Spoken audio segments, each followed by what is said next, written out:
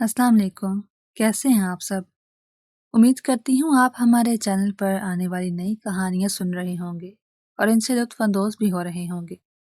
तो इस तरह की मज़ीद कहानियाँ सुनने के लिए हमारे चैनल को सब्सक्राइब कर लें। तो चलें अपनी कहानी की तरफ चलते हैं। आधी रात के वक्त अकेली लड़की का बाहर निकलना किस कदर ख़तरनाक है, आपको इस चीज़ का अंदाज़ा होना चाहिए मिस माही। सालार अजीब से अंदाज से मुस्कुराता हुआ माही की तरफ बढ़ा।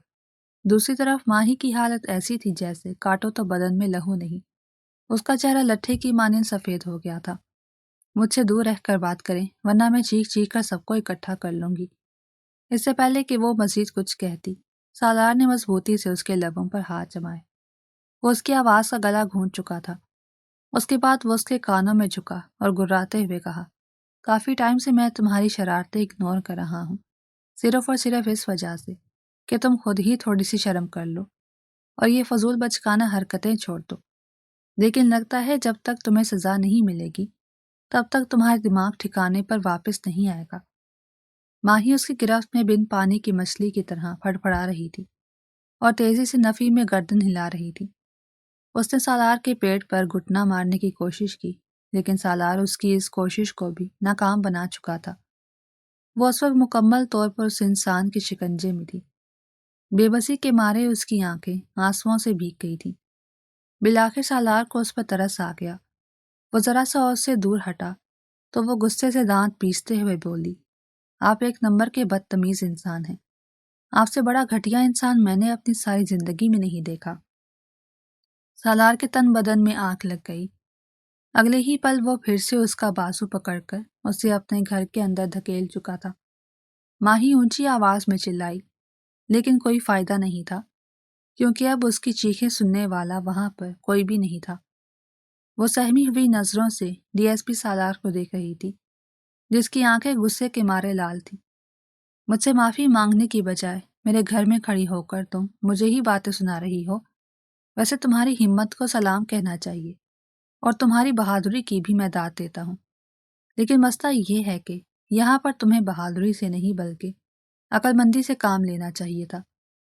ये कहकर वो छोटे छोटे कदम उठाता हुआ उसकी तरफ बढ़ा तो वो तेजी से सोफे के पीछे जाकर खड़ी हो गई। देखो मिस्टर सालार, मेरे करीब ही मत आना, वरना मैं पूरे मोहल्ले में तुम्हें बदनाम कर दूंगी। मुझे बदनाम करने से पहले तो तुम खुद नशर हो जाओगी। सब लोग तुमसे ये पूछेंगे कि आखिर आधी रात के वक्त तुम एक पराई मर्द के घर क्या कर रही थी। वो अपने अल्फाज पर जोर डालता हुआ बोला, जबकि माही बेबसी से उसके चेहरे को घूर कर रह गई थी। दरअसल अभी थोड़ी देर पहले ही वो अपने कमरे में बैठी मूवी देख रही थी। सुबह से वो यही काम कर रही थी। उसकी आंखें दर्द करने लगी थी। मूवी से जरा ब्रेक लेने के लिए वो उठी। वो अपने कमरे की बालकनी में जाकर खड़ी हो गई। पूरा मोहल्ला उस वक्त गहरी खामोशी में डूबा हुआ था। माही के अपने घर की लाइट्स बंद हो चुकी थी। इसका मतलब ये था कि सब लोग सो चुके थे। अचानक ही माही की नज़र बराबर वाले घर की बालकनी पर पड़ी। उसके लबों पर एक शरारती मुस्कुराहट फैल गई। अब आएगा मजा। आज तो मैं तुमसे अपने हिसाब किताब बराबर करके रहूंगी मिस्टर सालार। वो गुस्से से दांत कुचकुचाते हुए बोली। उसके कॉलेज का ट्रिप जा रहा था। घर में कोई भी गाड़ी खड़ी नहीं थी। उसने सालार से मदद ली, लेकिन सालार ने उससे अपने साथ ले जाने से इनकार कर दिया था, जिसकी वजह से उसके कॉलेज का ट्रिप कैंसिल हो गया था। और अभी इसी चीज का बदला लेने के लिए वो दबे पांव अपने घर से बाहर निकली थी। चौकीदार अंकल कुर्सी पर बैठे खराटे ले रहे थे और आसपास भी कोई भी नहीं था। वह आसानी से घर की दहलीज पार कर गई। गली से ही उसने 2-3 मोटे मोटे पत्थर उठाए थे। उसका इरादा सालार की खिड़की का शीशा तोड़ने का था। कमाल महारत से दीवार फैलाकर वो उसके लॉन में दाखिल हुई। इस तरह के उछल कूद के कामों में तो वो बचपन से ही माहिर थी। बाज़ात तो उसके अपने घर वाले उसकी इन हरकतों से तंग आ जाते थे। उसने एक पत्थर फेंका जो कि बालकनी में जाकर गिरा। शीशा थोड़ा सा मजीद दूर था। अगली बार माही ने अपना सारा जोर लगाया। पत्थर शीशे के साथ जाकर लगा, लेकिन शीशे को कोई भी नुकसान नहीं पहुंचा था। तीसरी बार माही ने पत्थर फेंका तो शीशा टूट गया। وہ خوشی سے چہکنے لگی اور وہیں پر ہی کھڑی ہو کر جشن منانے لگی، جو کہ اس کی زندگی کی سب سے بڑی بے وقوفی ثابت ہونے والی تھی۔ اپنا کام مکمل کر کے جیسے ہی وہ پلٹی، اس کا سر کسی بھاری چیز سے جا کر ٹکرایا۔ ہائے اللہ، میں مر گئی، یہ دیوار یہاں پر کس نے کھڑی کر دی؟ یہ کہتے ساتھ ہی اس نے اپنی نگاہیں اٹھائی تو اس کے باقی کے الفاظ اس کے منہ میں ہی رہ گئے، کیونکہ سامنے کوئی اور نہیں بلکہ ڈی ایس پی سالار بازو لپیٹے کھڑا اسے کھا جانے والی نظروں سے دیکھ رہا تھا۔ ماہی کے رہے سہے اوسان خطا ہو گئے۔ اس نے تو وہم و گمان میں بھی نہیں سوچا تھا کہ وہ اس طرح سے رنگے ہاتھوں پکڑے جائے گی۔ سالار کے گھر کی لائٹس بند دیکھ کر اس نے یہی گمان کیا تھا کہ وہ بھی گہری نیند سو رہا ہوگا یا پھر گھر پر ہی موجود نہیں ہوگا۔ وہ نہیں جانتی تھی کہ سالار لان میں ہی ایک کونے میں کرسی پر آنکھیں موند کر بیٹھا کھلے آسمان کو دیکھ رہا تھا۔ یہ اس کا پسندیدہ مشغلہ تھا۔ جب بھی اسے سکون چاہیے ہوتا تو وہ تنہائی میں اپنے ساتھ وقت گزارتا۔ اس نے ماہی کو دیوار پھیلا کر اندر آتے اور پھر پتھر اٹھا کر شیشے کو مارتے ہوئے دیکھا تھا۔ آج تو اس کی آنکھوں نے بھی اس بات کی گواہی دے دی تھی۔ اب تو شک کی کوئی گنجائش ہی نہیں پیدا ہوتی تھی۔ وہ سر آپ یہاں پر؟ ماہی نے کپ کپاتے ہوئے لہجے میں کہا۔ وہ اس کے پہلو سے ہو کر نکلنے ہی لگی تھی کہ سالار نے اس کی بازو پکڑ کر اسے فوراً سے کھینچ کر اپنے سامنے کیا۔ کیا میں تم سے پوچھ سکتا ہوں کہ یہ سب کچھ کیا تھا؟ وہ اسے کھا جانے والے انداز سے مخاطب کرتے ہوئے بولا۔ آپ کس بارے میں بات کر رہے ہیں؟ مجھے تو کچھ پتہ ہی نہیں، اور میں یہاں پر کیا کر رہی ہوں؟ شیٹ، مجھے لگتا ہے کہ میں نیند میں چل کر یہاں پر آ گئی تھی۔ ابھی میں واپس جاتی ہوں۔ وہ وہاں سے بھاگنے کے لیے پر تول رہی تھی، لیکن سالار آج اس کی جان بخشی کے لیے تیار نظر نہیں آ رہا تھا۔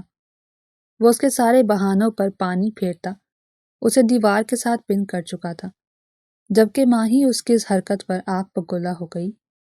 معافی مانگنے کی بجائے وہ اس سے مزید بدتمیزی کرنے لگی۔ ابھی اس کے سامنے بے بسی کی مورت بنی صوفے کے پیچھے چھپنے کی ناکام کوشش کر رہی تھی۔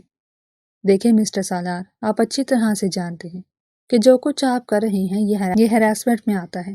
اگر آپ نے مجھے ذرا سا بھی نقصان پہنچانے کی کوشش کی یا پھر مجھے ایک انگلی سے بھی ٹچ کرنے کی کوشش کی تو میں آپ کے تھانے میں جا کر آپ کے خلاف درج کراؤں گی۔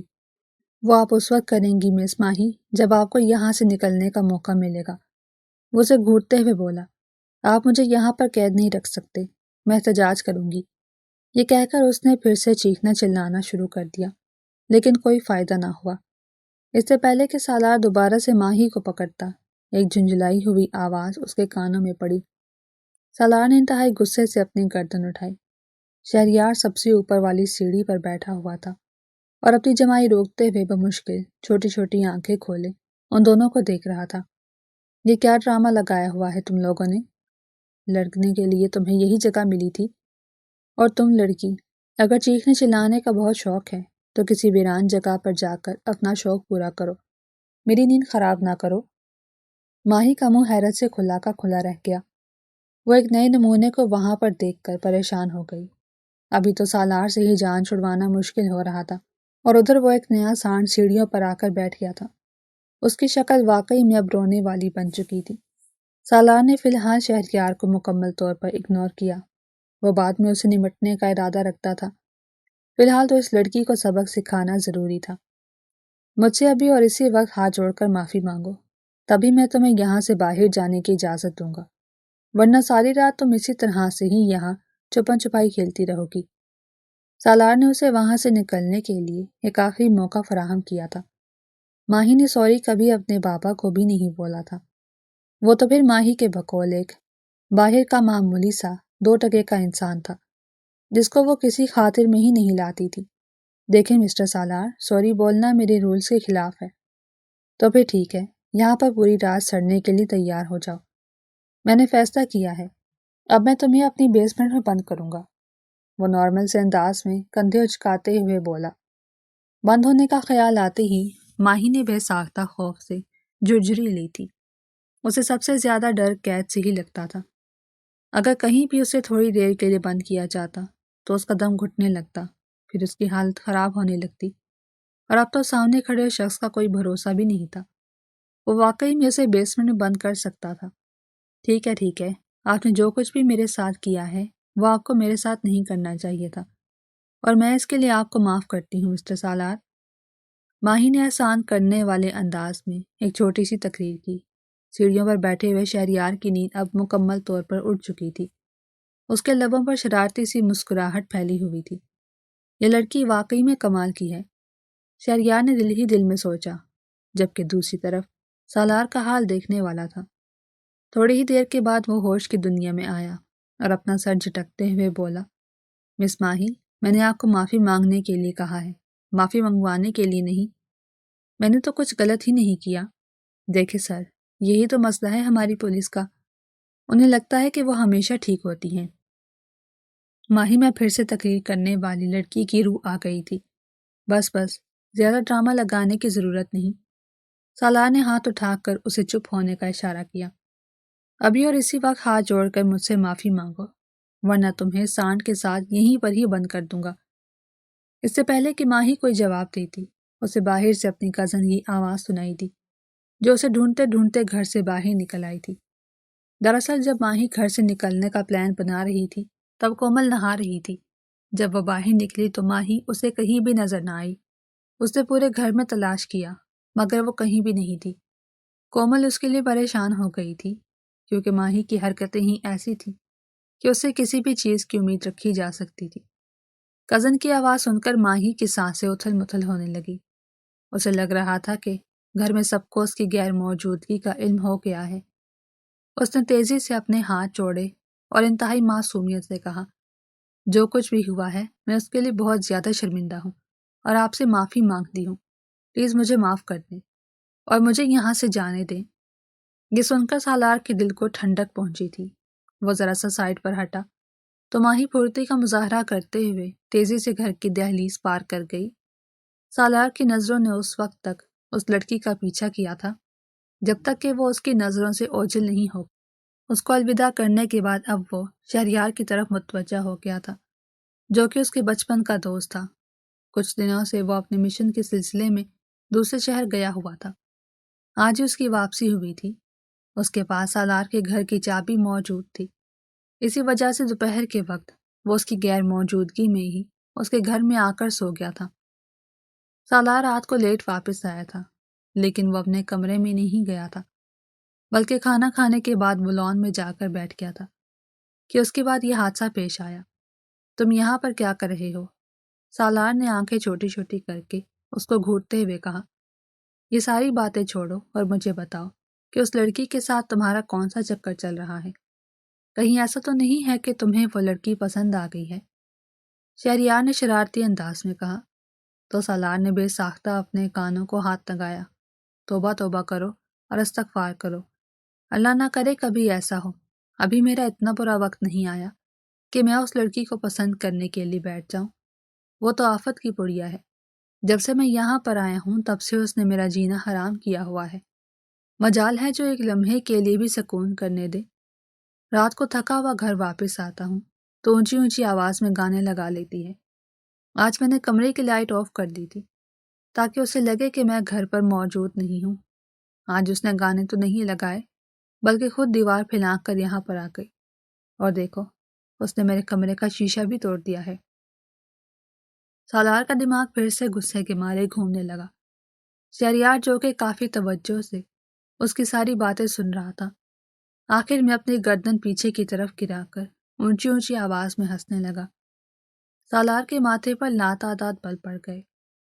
مجھے بتاؤ کہ اس میں فنی کیا ہے جو تم اتنا زیادہ ہنس رہے ہو؟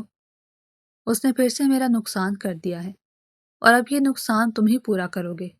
اسے ایک نیا حکم سناتا ہوا سالار پھر سے کچن میں جا کر اپنے لیے کافی بنانے لگا، کیونکہ اس کے سر میں درد کی ٹیسیں اٹھ رہی تھیں۔ اس لڑکی نے واقعی میں اس کو گھما کر رکھ دیا تھا۔ میرے جگری یار، اس میں فنی یہ ہے کہ اس نے تجھے گھن چکر بنایا ہوا ہے، ورنہ تیرے جیسے انسان کو کنٹرول کرنا تو مجھے ایک ناممکن کام لگتا تھا۔ ابھی دیکھو کیسے وہ تجھے اپنی انگلیوں پر نچا رہی ہے۔ ویسے اسے میرا سلام ہے، اور تیرے لیے بھی میرا ایک مشورہ ہے کہ اسے شادی کر لے، تیری زندگی بہت ہی مزے کی گزرے گی۔ سالار نے قریب پڑا ہوا سیب اٹھا کر زور سے دوست کی طرف پھینکا تو شہریار نے کمال پھرتی کا مظاہرہ کرتے ہوئے سیب پکڑ لیا اور اطمینان سے کھانے لگا۔ تھینک یو سو مچ۔ اس کے ساتھ ہی شکریہ ادا کرتے ہوئے وہ لاؤنج میں ٹی وی لگا کر بیٹھ گیا۔ دماغ کے کسی کونے میں ابھی بھی اسی لڑکی کا ہی لال شرمندہ چہرہ گھوم رہا تھا۔ وہ لڑکی واقعی کمال کی ہے، شہریار نے خود سے کہا اور دبے ہوئے انداز سے مسکرا دیا۔ دوسری طرف جب ماہی باہر نکلی تو کومل اسے ڈی ایس پی کے گھر سے نکلتا ہوا دیکھ کر حیران و پریشان رہ گئی۔ تم آدھی رات کے وقت وہاں کیا کر رہی تھی؟ اس کی آنکھیں خوف سے پھیلی ہوئی دیکھ کر ماہی نے تیزی سے جواب دیا، کچھ بھی غلط سمجھنے کی ضرورت نہیں، خبردار جو تم نے کوئی فضول بات کی، میں تمہیں سب کچھ سچ سچ بتاتی ہوں۔ ماہی نے اسے ساری کہانی سنائی۔ کومل کی رنگت بھی خوف کے مارے سیاہ پڑ گئی تھی۔ مجھے تو وہ ڈی ایس پی ایک آنکھ بھی نہیں بھاتا، پتہ نہیں اپنے آپ کو سمجھتا کیا ہے۔ بس تم آج کے بعد اس کے گھر نہیں جانا اور نہ ہی اس کے ساتھ شرارت کرنے کی کوشش کرنا، کہیں ایسا نہ ہو کہ وہ تمہیں کوئی نقصان پہنچائے۔ یہ سن کر ماہی نے تیزی سے ہاں میں گردن ہلائی۔ اسے اپنی دھڑکنوں کی آواز اپنے کانوں میں گونجتی ہوئی محسوس ہو رہی تھی۔ کمرے میں پہنچنے کے بعد وہ گرتے ہوئے انداز میں بیڈ پر لیٹ گئی۔ جیسے ہی اس نے آنکھیں بند کی تو نظروں کے سامنے پھر سے ڈی ایس پی سالار کا چہرہ گھومنے لگا۔ وہ سٹپٹا کر اٹھ بیٹھی۔ اس نے بے اختیار اپنے بازو کو چھوا۔ وہاں پر اسے ابھی بھی ہلکی ہلکی تکلیف محسوس ہو رہی تھی۔ ڈی ایس پی نے اسے بہت ہی بے دردی سے پکڑ کر جھٹکا دیا تھا۔ ماہی نے دل ہی دل میں اس کو گالیوں سے نوازا اور سونے کے لیے لیٹ گئی۔ اگلے چند ہی لمحوں میں وہ گہری نیند کی وادیوں میں جا چکی تھی۔ صبح اس کی آنکھ کمرے کا دروازہ بجنے کی آواز پر کھلی تھی۔ کوئی بہت ہی غصے سے اس کے کمرے کا دروازہ پیٹ رہا تھا۔ حالانکہ کمرہ لاکڈ نہیں تھا۔ یہ دیکھ کر ماہی کو اندازہ ہو گیا تھا کہ دروازہ بجانے والی ان کی ملازمہ ہے۔ وہ جھنجھلاتے ہوئے اٹھی اور تیزی سے کمرے سے باہر نکل گئی۔ کیا مسئلہ ہے؟ کیوں صبح صبح دماغ خراب کرنے کے لیے پہنچ گئی ہو؟ ماہی نے جھنجھلاتے ہوئے اس سے سوال کیا۔ بی بی جی بڑے صاحب آپ کو بلا رہے ہیں، مجھے آپ سے کیا کام ہو سکتا ہے؟ ملازمہ نے ایک ادا سے اپنے بال ہوا میں جھٹکتے ہوئے کہا۔ ماہی کے تو ہوش ہی اڑ گئے تھے۔ بڑے صاحب کا مطلب یہ تھا ماہی کے ابا جان۔ یہ سوچ کر ہی اس کا دل کیا کہ وہ اپنے بال زور زور سے کھینچنا شروع کر دے۔ اس نے ملازمہ سے کومل کے بارے میں پوچھا تو وہ تیزی سے بولی، بی بی صاحبہ تو صبح سویرے ہی کالج کے لیے نکل گئی تھی۔ انہوں نے آپ کو بھی اٹھایا تھا لیکن آپ گہری نیند سو رہی تھی۔ ہاں بس اب زیادہ تفصیل پیش کرنے کی ضرورت نہیں، تم نیچے جاؤ، میں تھوڑی ہی دیر میں آتی ہوں۔ ماہی نے ملازمہ کو وہاں سے رخصت کیا اور خود پھر سے کمرے کے اندر داخل ہو گئی۔ شیشے کے سامنے کھڑے ہو کر اس نے اپنے آپ کو کمپوز کیا اور خود کو تسلی دیتے ہوئے کہنے لگی، دیکھو ماہی، کچھ بھی نہیں ہوا، تم نے کچھ بھی نہیں کیا ہے، اور اگر کوئی تم پر الزام لگائے تو صاف مکر جاؤ، کہہ دینا کہ میں جانتی ہی نہیں، اور اگر کوئی تمہارے سامنے ثبوت رکھ دیتا ہے تو کہہ دینا کہ یہ اے آئی جنریٹڈ ہیں۔ اپنے آپ کو ساری چیزیں سمجھانے کے بعد وہ کمرے سے باہر نکلی۔ نیچے ہی لاؤنج میں فاروق صاحب محفل جما کر بیٹھے ہوئے تھے اور ان سے تھوڑے ہی فاصلے پر ڈی ایس پی سالار بھی بیٹھا معمول کی طرح اپنے موبائل پر اپنی پسندیدہ گیم کھیل رہا تھا۔ وہ فاروق صاحب کے سامنے کافی ریلیکس ہوتا تھا کیونکہ وہ ان کے دوست کا بیٹا تھا اور اسی وجہ سے اسے پروٹوکول ملتا تھا۔ ماہی کا دل کیا کہ اوپر سے اس کے سر پر ٹھنڈے پانی کا جگ پھینک کر اسے وہاں سے بھگا دے، لیکن ابا کی موجودگی میں یہ کام کرنا موت کو آواز دینے کے مترادف تھا۔ فی الحال اس کا مرنے کا کوئی پلان نہیں تھا، ابھی تو اس نے کھل کر اپنی زندگی جینی تھی اور عیاشی کرنی تھی۔ اسی وجہ سے ساری خطرناک سوچوں کو اپنے ذہن میں دباتے ہوئے وہ سنجیدہ چہرہ لیے لاؤنج میں داخل ہوئی۔ السلام علیکم ابا جان۔ اس نے بابا کو سلام کیا تو نورین بیگم گراتے ہوئے بولی، تمہارا دوپٹہ کہاں پر ہے؟ ماہی کو بے اختیار اپنے دوپٹے کا خیال آیا، لیکن اب دیر ہو چکی تھی۔ سالار نے غیر ارادی طور پر نگاہ اٹھا کر ماہی کی طرف دیکھا تو اگلے ہی پل اس نے اپنی نگاہیں جھکا لی تھی۔ فاروق صاحب ابھی پہلو بدل کر رہ گئے تھے۔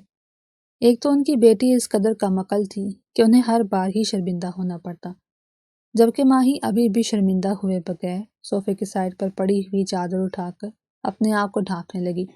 وہ اماں جان میں گہری نیند میں تھی، آپ لوگوں نے بھی تو ایک دم سے بلا لیا اور یہ بھی نہیں بتایا کہ یہاں پر غیر لوگ بھی آ کر بیٹھے ہوئے ہیں۔ ماہی نے غیر لوگوں پر اچھا خاصا زور دیا تھا۔ سالار جانتا تھا کہ یہ طعنہ اسے ہی دیا جا رہا ہے، لیکن اسے پرواہ ہی کہاں تھی۔ وہ تو ویسے بھی اس طرح کی معمولی سی باتوں کو سیریس نہیں لیتا تھا، بلکہ ایک کان سے سن کر دوسرے کان سے نکال دیتا۔ ٹھیک ہے، ساری باتیں چھوڑو اور مجھے یہ بتاؤ کہ تم نے اس کے کمرے کی کھڑکی کیوں توڑی؟ میں نے تمہیں سمجھایا نہیں تھا کہ اگلی بار کوئی شرارت نہیں کرنا، ورنہ میں تمہارا گھر سے نکلنا ہی بند کر دوں گا۔ فاروق صاحب نے اسے آڑے ہاتھوں لیتے ہوئے کہا۔ ماہی نے انتہائی بے یقینی سے سالار کے چہرے کو دیکھا۔ اسے لگا تھا کہ سالار اس بارے میں کچھ بھی نہیں بتائے گا، کیونکہ اس نے بھی تو ماہی کے قریب جانے کی کوشش کی تھی اور اس نے ماہی کو اپنے گھر میں بھی بند کیا تھا، اور اب وہ ان ساری باتوں کو، ان سارے واقعات کو نکال کر ماہی کے ماما بابا کو صرف اتنا بتا رہا تھا کہ اس نے آ کر رات کے وقت اس کے کمرے کی کھڑکی توڑی تھی اور اس کی نیند بھی خراب کی تھی۔ بابا جان، میں نے ایسا کچھ بھی نہیں کیا۔ یہ شخص مجھ پر الزام لگا رہا ہے، اور آپ اس کل کے آئے ہوئے آدمی پر کیسے یقین کر سکتے ہیں؟ انکل، آپ جانتے ہیں کہ میں ایک پولیس والا ہوں، اور میں کوئی بھی بات ثبوت کے بغیر نہیں کرتا۔ میرے پاس اس کے خلاف کافی ثبوت ہیں، لیکن میں آپ کو ایک چھوٹی سی ویڈیو دکھاؤں گا، آپ کو خود ہی اندازہ ہو جائے گا۔ ماہی کے تو وہم و گمان میں بھی نہیں تھا کہ وہ آفیسر اتنا تیز ہے کہ اس نے اپنے گھر کے کونے کونے میں بھی کیمرے لگائے ہوئے ہیں۔ ماہی کی دیوار پھلانگنے سے لے کر پتھر سلیکٹ کرنے تک، اور پھر وہاں سے لے کر کھڑکی پر مارنے تک، ہر اینگل سے ویڈیو محترم سالار صاحب کے پاس موجود تھی۔ ماہی کو سمجھ نہیں آ رہی تھی کہ وہ اپنا چہرہ کیسے چھپائے۔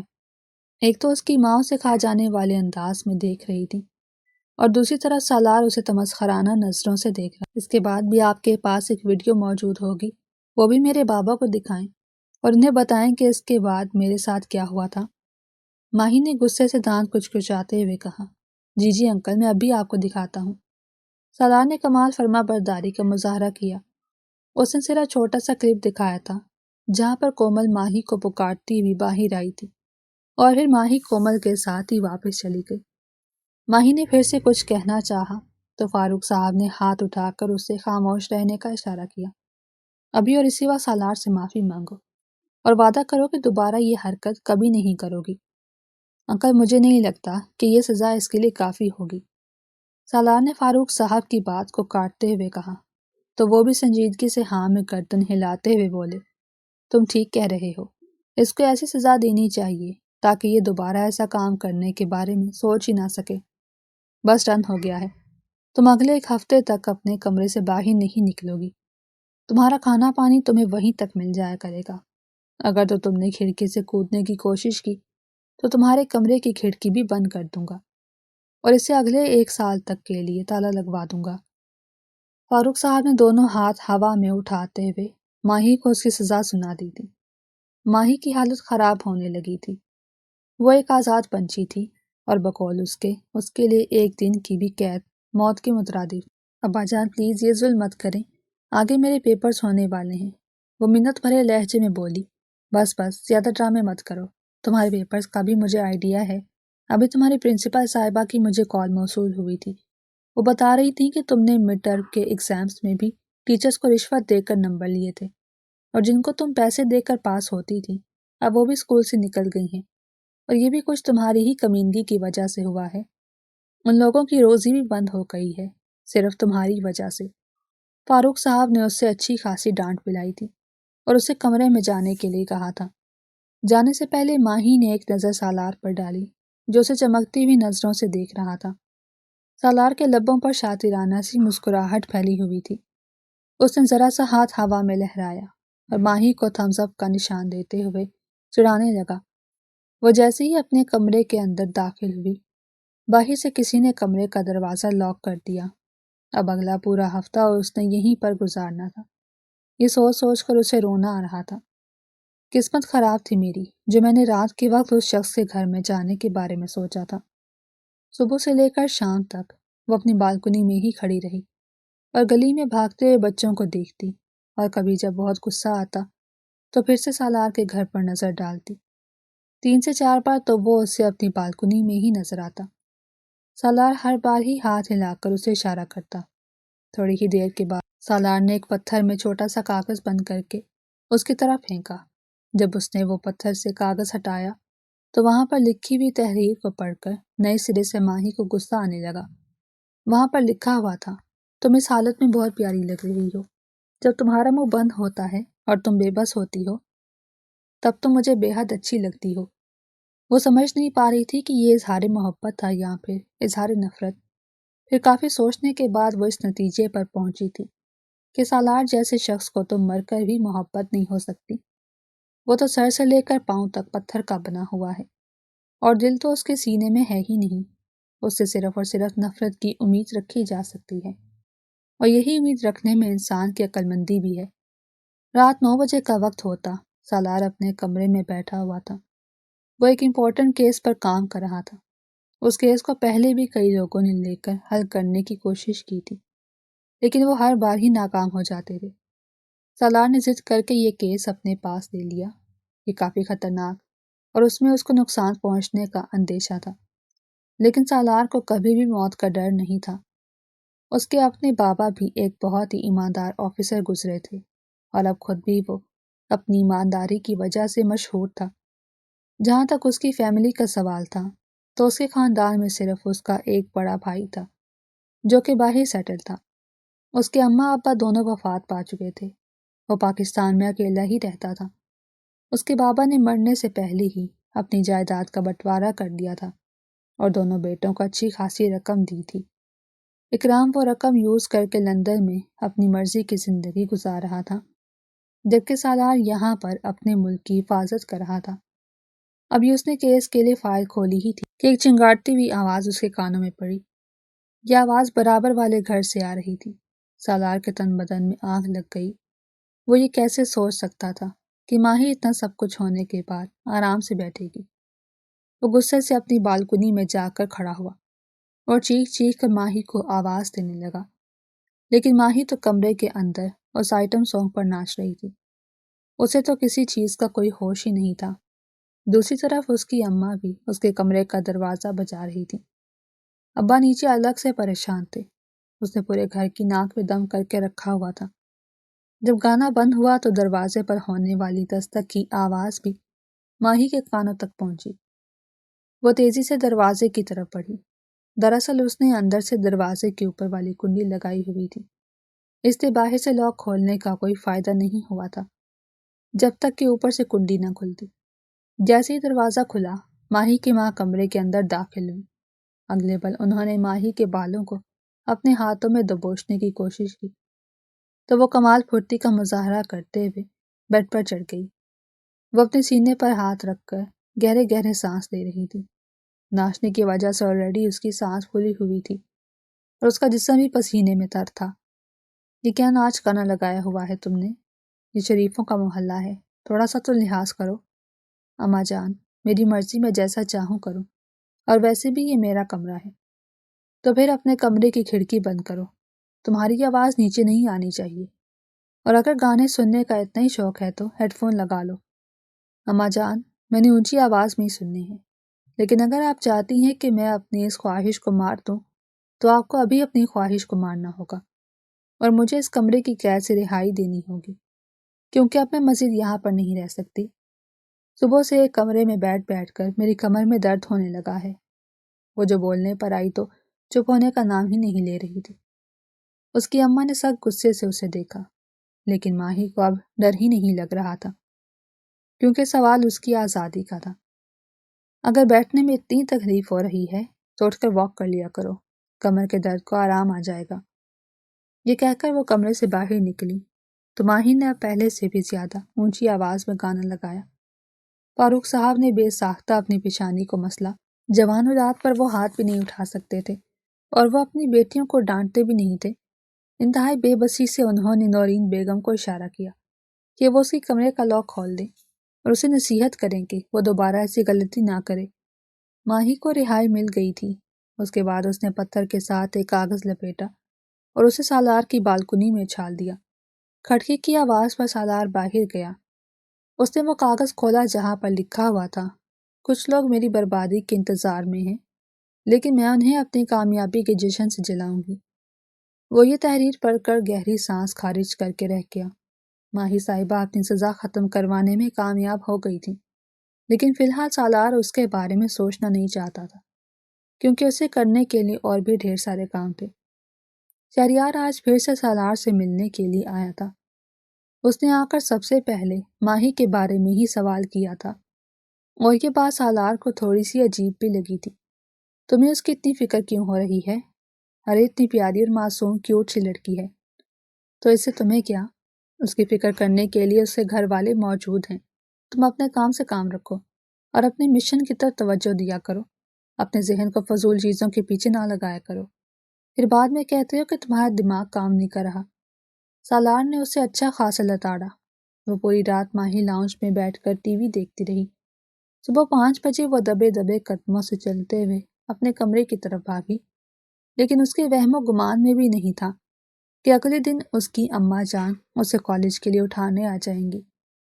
پورے 7 بجے اس کی امی نے اسے جھنجھوڑتے ہوئے اٹھایا۔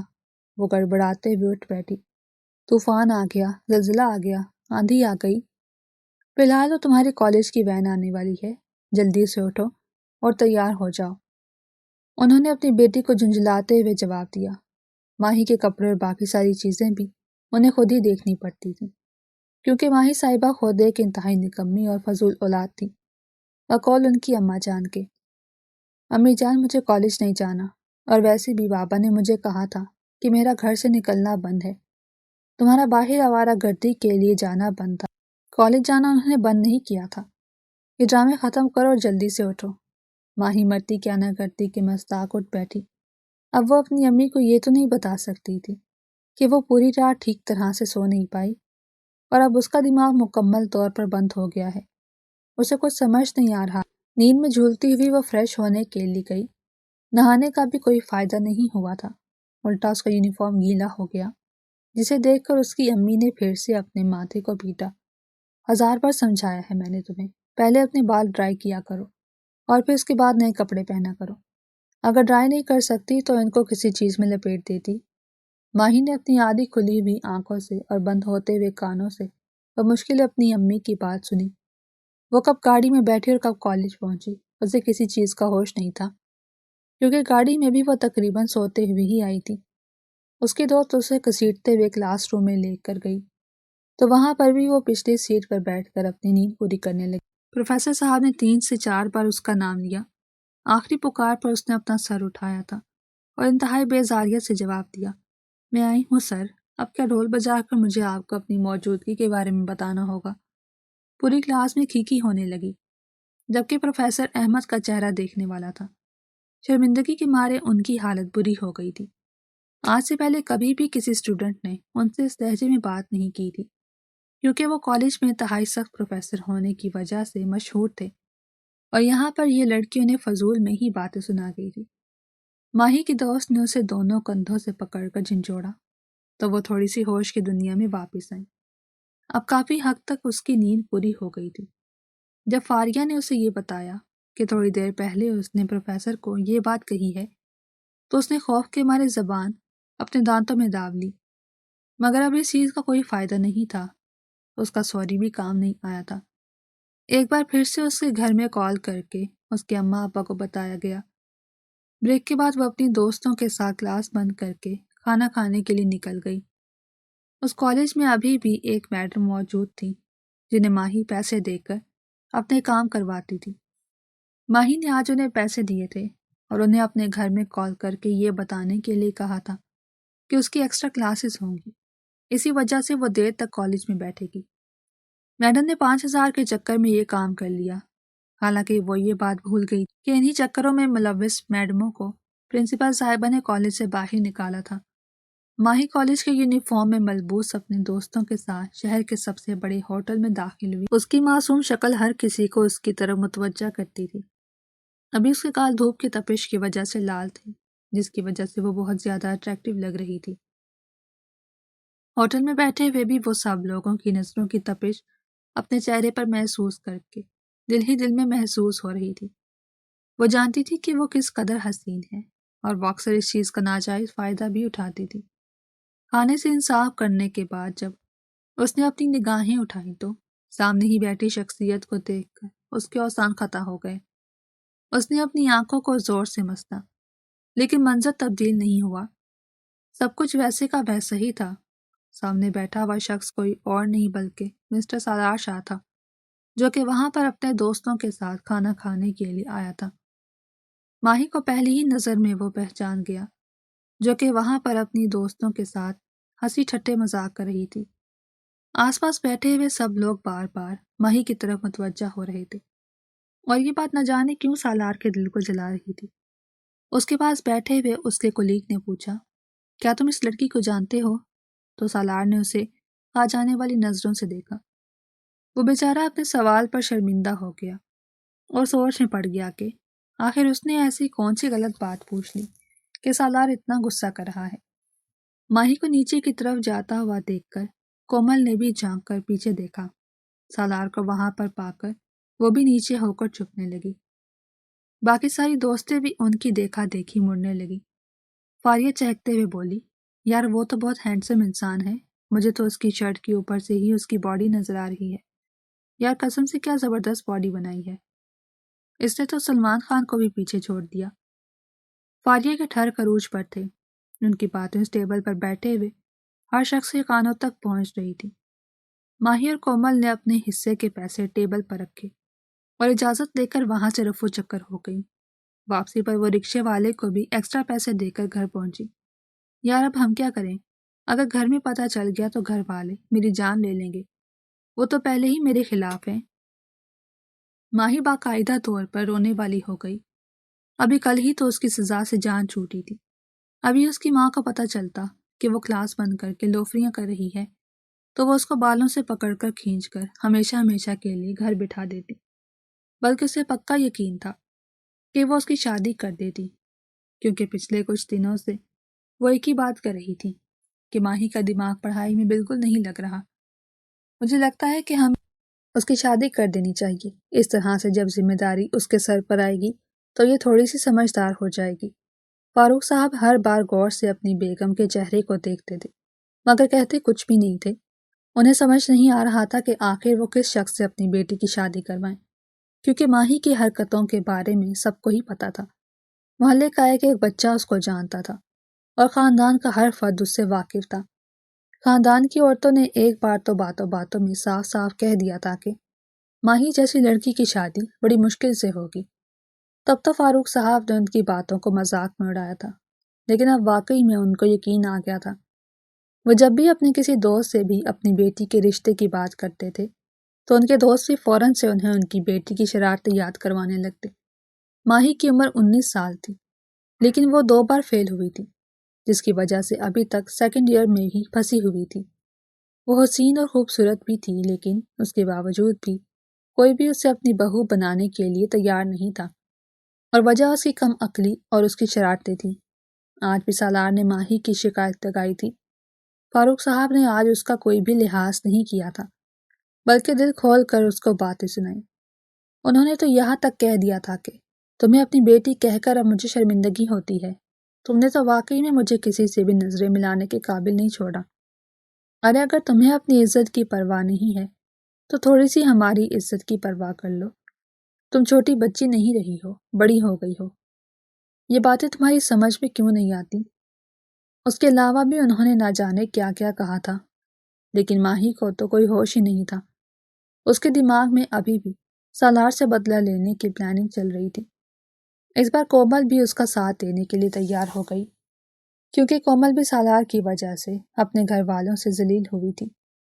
جب پلان کو عملی جامہ پہنانے کی باری آئی تو ماہی نے اسے اپنے ساتھ چلنے کے لیے کہا۔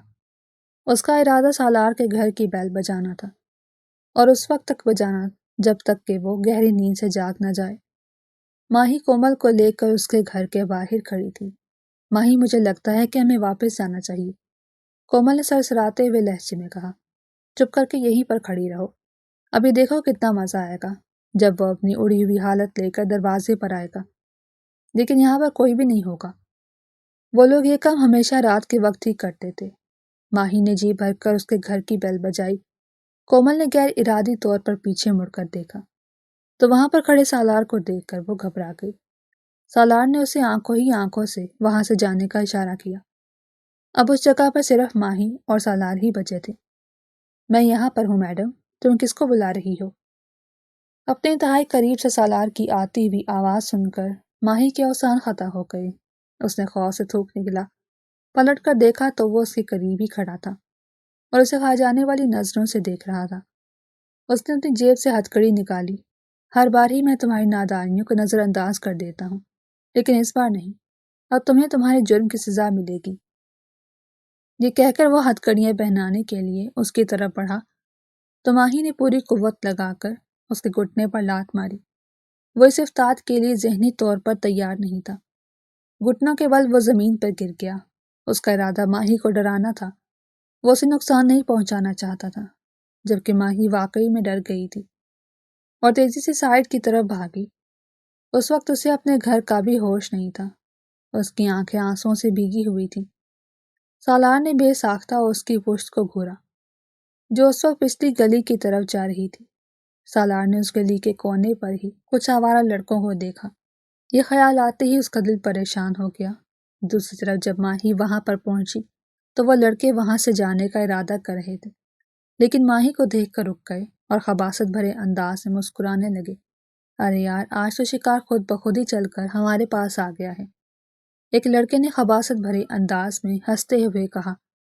تو دوسرا لڑکا اسے آنکھیں دکھاتے ہوئے بولا، چپ کر، یہاں پر یہ سب کچھ نہیں کرنا، تجھے نہیں پتا یہاں پر ایک ڈی ایس پی رہتا ہے، میں نے سنا ہے کہ اس کا دماغ ہر وقت ہی گرم رہتا ہے اور مجرموں کے پیچھے تو وہ ایسے بھاگتا ہے جیسے شہد کے پیچھے شہد کی مکھیاں، اور ہم بھی تو حسینوں کے پیچھے ایسے ہی بھاگتے ہیں۔ لڑکے نے جواب میں پھر سے ہنستے ہوئے کہا۔ ماہی ایک دم سے بہت زیادہ ڈر گئی۔ اس کے وہم و گمان میں بھی نہیں تھا کہ وہ اس طرح کی مشکل میں پھنس جائے گی۔ اس نے وہاں سے نکلنے کی کوشش کی تو ایک لڑکا اس کے سامنے آ کر کھڑا ہو گیا۔ وہ اسے دھمکاتے ہوئے بولی، اگر تم میرے نزدیک بھی آئے تو میں اونچی آواز میں چلاؤں گی۔ ارے میری جان، یہاں پر کون تمہاری آواز سنے گا؟ اس گھر میں تو کوئی رہتا ہی نہیں ہے، اور اس گھر میں صرف ایک بوڑھی اور بوڑھا رہتے ہیں۔ جب تک وہ یہاں پر آئیں گے تب تک ہم اپنی کارروائی مکمل کر لیں گے۔ یہ کہتے ہوئے وہ پھر سے خباثت بھرے انداز میں ہنسنے لگا۔ وہ ذرا سا ماہی کے نزدیک ہوا تو ماہی اونچی اونچی آواز میں چلانے لگی۔ گلی کے قریب سے گزرتے ہوئے ایک شخص نے اسے لڑکوں کے جھرمٹ میں دیکھ لیا تھا۔ وہ ان کی طرف آیا تو لڑکوں نے اس کو بھی وہاں سے بھگا دیا۔ اب وہ ماہی کو اپنے ساتھ کھینچتے ہوئے لے کر جا رہے تھے۔ اس سے پہلے کہ وہ اسے اپنی گاڑی میں بٹھاتے، ڈی ایس پی سالار وہاں پر پہنچ چکا تھا۔ اس نے پولیس کو بھی کال کر دی تھی، لیکن وہ اکیلا ان لڑکوں کا مقابلہ نہیں کر سکا تھا۔ وہ لڑکے ماہی کو اپنے ساتھ لے کر چلے گئے۔ ڈی ایس پی نے ان کی گاڑی کا نمبر نوٹ کر لیا۔ اس نے ساری انفارمیشن شہریار کو بھیج دی۔ اس کا دل بہت زیادہ پریشان ہو رہا تھا۔ دوسری طرف ماہی کے گھر والوں کو بھی خبر مل گئی تھی۔ فاروق صاحب جلے پیر کی بلی بنے پورے کمرے میں چکر کاٹ رہے تھے۔ پہلے ہی ان کی بیٹی کی شہرت اچھی نہیں تھی اور اب تو ان کی بیٹی اغوا ہو گئی تھی۔ یہ خیال آتے ہی ان کی طبیعت خراب ہونے لگی۔ لڑکے اسے اپنے ساتھ پرانے اڈے پر لے کر گئے۔ ان کا ارادہ اب اس لڑکی کو بیچنے کا تھا، کیونکہ وہ جانتے تھے کہ اگر وہ اس لڑکی کو اپنے ساتھ رکھیں گے تو بہت جلد پکڑے جائیں گے۔ وہ جلد از جلد پیسے لے کر وہاں سے نکلنا چاہتے تھے، لیکن ماہی کا سودا ہونے سے پہلے ہی سالار وہاں پر پہنچ گیا۔ ماہی نے اسے دیکھا تو وہ بھاگتی ہوئی اس کے پاس گئی اور اس کے گلے لگ کر چھوٹے بچوں کی طرح پھوٹ پھوٹ کر رونے لگی۔ سالار نے اس کے گرد اپنے بازو باندھے اور اسے تحفظ کا احساس دلاتے ہوئے کہا، کچھ نہیں ہوا، تم بالکل ٹھیک ہو، میں تمہارے ساتھ ہوں، پریشان مت ہو۔ شہریار قریب ہی کھڑا مسکراتی ہوئی نظروں سے یہ منظر دیکھ رہا تھا۔ وہ پہلے ماہی کو اپنے ساتھ تھانے لے کر گیا، کیونکہ وہاں پر اسے کچھ قانونی کارروائی مکمل کرنی تھی تاکہ ان لڑکوں کو کڑی سے کڑی سزا دلوا سکے۔ وہ صبح فجر کی اذانوں کے قریب ہی گھر کے اندر داخل ہوئی تھی۔ سالار اس کے ساتھ ہی تھا۔ فاروق صاحب آگے بڑھے۔ انہوں نے فوراً سے اپنی بیٹی کو گلے لگایا اور چھوٹے بچوں کی طرح پھوٹ پھوٹ کر رونے لگے۔ اپنے باپ کو اس طرح سے روتا ہوا دیکھ کر ماہی کو زندگی میں پہلی بار اپنے اوپر غصہ آ رہا تھا۔ اس کی امی نے بھی اسے اپنے گلے سے لگا کر اس کے ماتھے پر پیار کیا تھا۔ فاروق صاحب نے تشکر آمیز نظروں سے سالار کی طرف دیکھا اور اس کا شکریہ ادا کرتے اس کے کندھے کو تھپکتے ہوئے اپنے گھر میں چلے گئے۔ ماہی بہت زیادہ گھبرا گئی تھی اب اس نے خود ہی گھر سے باہر نکلنا چھوڑ دیا۔ اسی طرح محلے والوں نے اس کے ماں باپ کا جینا حرام کیا ہوا تھا۔ ہر کوئی عجیب و غریب قسم کی باتیں کہہ رہا تھا۔ کچھ لوگ تو یہ کہہ رہے تھے کہ لڑکی پوری رات گھر سے باہر رہی ہے، ایسا کیسے ہو سکتا ہے کہ اس کے ساتھ کچھ ہوا نہ ہو، ضرور اس کے ساتھ کچھ غلط ہوا ہے، اسی وجہ سے تو اس نے گھر سے باہر نکلنا ہی چھوڑ دیا ہے۔